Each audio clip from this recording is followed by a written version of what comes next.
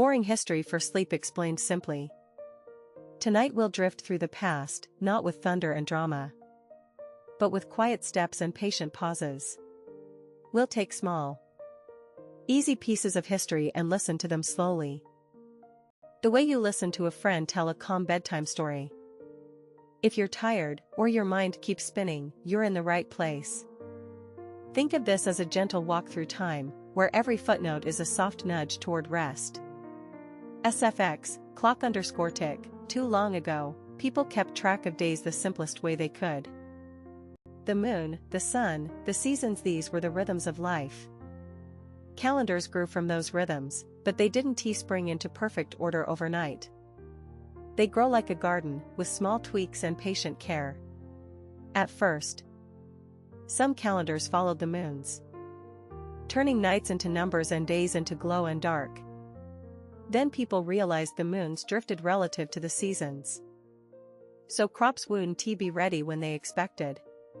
So, slowly, calendars tried to be friendlier to the sun, to the farmers, to the river traders, to the people who counted on a reliable year.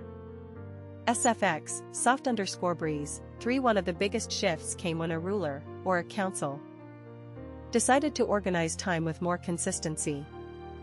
It wasn't dramatic, not at first. A few extra days here, a few fewer there, a name changed. A small adjustment in the way leap years were counted. And then, after many quiet conversations across towns and temples and workshops, a calendar scheme we still feel today began to take shape. The idea wasn't to erase the past, but to make the future feel a little more predictable. Boring to some, perhaps, but to the baker who needs to know when bread should rise, the clock of history ticked toward order, not glitter. SFX, page_turn, 2. Writing follows a similar old, patient path.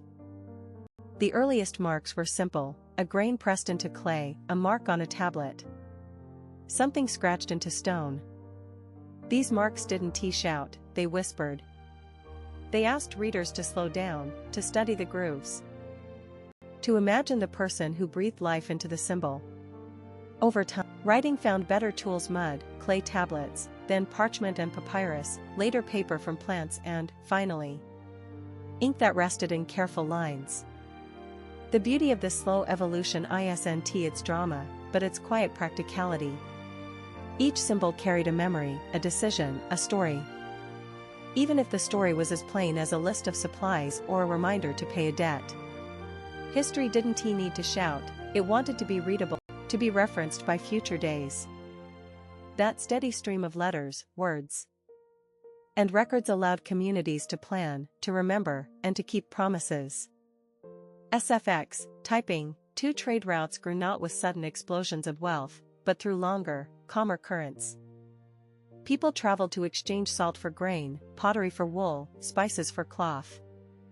They learned to move through landscapes with patience, sometimes along roads, sometimes across rivers, always with a goal: survival, connection, a neighbor's trust. The roads didn't thrill with cinematic battles. They whispered with the sound of wheels and cadence of footsteps. Markets rose in quiet corners of plain towns, offering what people needed and a little something extra that felt like hope. The history here is in the routine. The way a caravan coordinated its dates with the monsoon. The way a trader kept a ledger. The way families waited for letters from faraway places. It's easy to miss the romance in these lines, but romance isn't only about grand gestures. It's often about perseverance.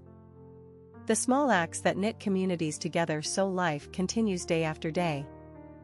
SFX, soft_chimes, 3. Even the stories of daily life get gentler when we look with sleepy eyes. A craftsman sits at his bench shaping wood or metal. A mother tells a child a legend before sleep, adding a stitch of wisdom to a simple bedtime tale. A student copies lessons by lamplight, trying not to spill ink on the page. People washed clothes, repaired nets, planted seeds, and waited for the seasons to return. The point isn't to pretend history is dull, but to show that a long view can be soothing. When we notice how people kept going through droughts, winters, crowded cities, And quiet towns we begin to see a thread, resilience. Not the bright, dramatic type, but a steady, everyday courage that shows up in small choices, in small acts of care. In choosing to believe that a tomorrow might be better than today. SFX, night_crickets, for sometimes a single invention shifts things in a gentle chain reaction. A tool becomes more efficient, a process is standardized, a habit becomes common sense. The ripple of these changes lands softly in our minds. The paper that carries a letter becomes lighter. The map that guides a journey becomes clearer. The calendar that marks a year becomes more predictable. It's easy to crave the climactic moment, the sword drawn. The discovery shouted from rooftops, but the honest, unglamorous progress is what keeps history moving. When you sleep, you're resting on the shoulders of countless small improvements that accumulated across generations.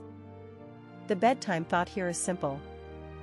Your own small steps today also contribute to a larger, kinder tomorrow. SFX, soft_sigh, to now and again. Certain moments stand out not as fireworks, but as gentle confirmations. A monk preserves a manuscript, a sailor records a voyage. A grandmother teaches a child to count using pebbles. These aren't loud scenes, but they matter. They show us that history isn't only about nations rising or battles won. It's about people who kept track of time, who shared knowledge, who made sure that the next day could begin with a little more clarity than the last. The skill of explaining history simply is itself a small gift. A way to carry a torch without burning it. If a tale helps you rest, if it lets your thoughts settle like dust after rain, then the history has served its quiet, important purpose. SFX, gentle rain, 3. So, how do we listen to boring history without losing wonder? We break the big stories into tiny, understandable pieces. We name the parts calendars, writing, roads, daily life, and we give each a moment to breathe. We notice the rhythm, not the fireworks. And we remember that every era was lived by people who hoped for safety, connection, and a little happiness. Even a history meant to be slept through has its own lullaby, the steady march of time, the routine of living, the careful preservation of memory. If you're lying in bed and your own thoughts drift, try listening to these small notes: the calendar's tick, the quill's scratch, the cart's wheels, the lull of a village at dusk.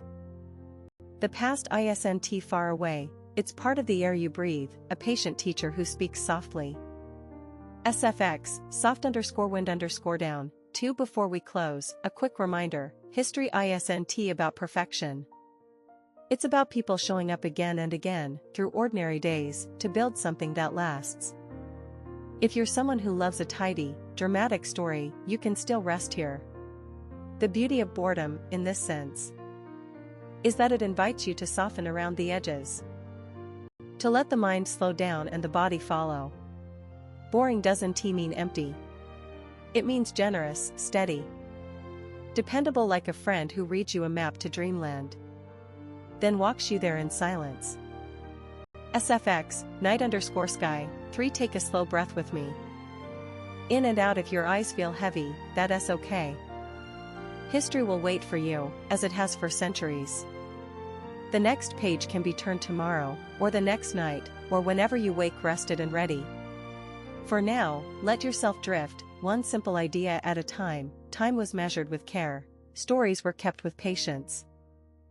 People endured with quiet strength. And you, simply by listening, are part of that long, winding thread that connects the days of old to the soft, hopeful hours ahead. SFX, soft_close, 2. Thank you for sharing this moment of stillness with the past. May your sleep be calm, and may your mornings arrive with a gentle, steady light. Note, the above is narrative content intended for voice delivery. No stage directions or non-narrative instructions are included except for the required SFX markers. While we rest, the mind opens a small museum of ordinary marvels, a ledger with neat columns, a seal pressed in clay, a child's name neatly penciled on a doorstep list. The day's noise fades, and the texture of history softens, like wool in a skein. In that hush you may notice how people saved meals, how a grandmother stitched a quilt, how sailors kept weather diaries. These quiet habits kept communities steady through storms and droughts. Let the idea of continuity comfort you. If a clock seems loud, imagine it ticking in a quiet courtyard far from the city's bustle. Each small act, repeated, becomes memory, then identity. So as you drift, listen for your own tempo, the inhale, the exhale, the patient rhythm of rest. History teaches that endurance is a kindness we offer ourselves and others, one ordinary hour at a time. And when dawn arrives, you'll carry the sense that ordinary days can bloom into something lasting. You'll wake not with fireworks, but with a gentle glow born from belonging to a long, forgiving story that started long before you and will continue after you. Now, rest, and let your breathing write the next line in your history. Dream softly, and wake gently. Note, the above is narrative content intended for voice delivery. No stage directions or non-narrative instructions are included except for the required